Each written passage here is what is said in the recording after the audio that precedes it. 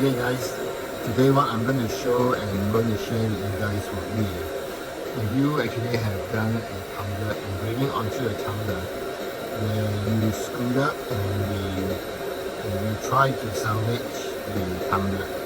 So first of all, what you get is because first we use a diode to engrave and it doesn't really turn out well to our expectation.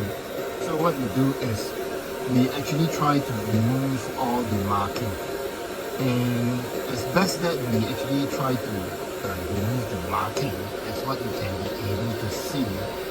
Okay, so they are basically marking onto the stainless steel tumbler, and no matter how we actually try to actually clean it up and it's unsuccessful, you can scrub, you can do anything to remove it, but you can be able to see there are still marking there.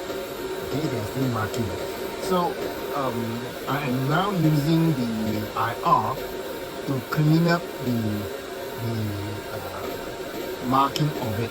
So initially we used the blue, the diode. So now I'm going to use the IR to do a cleanup onto the tumbler so that we can be able to reuse the tumbler. Okay, this is the part where it's being cleaned up, and this is the part where it's not being cleaned up. So I have done the part down here.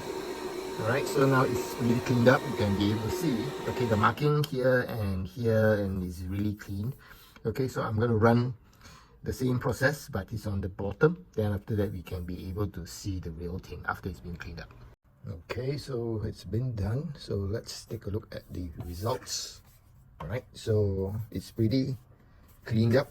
Okay, you can be able to see. Alright, so it's pretty cleaned up. Okay, so I will try to actually spray paint it, and we will do another engraving on this. Right, so pretty neat, and I liked it. Okay, so if you guys were actually using a D1 or D1 Pro, you guys can be able to change the module of the D1 from the, what I mean is from the diode to the infra.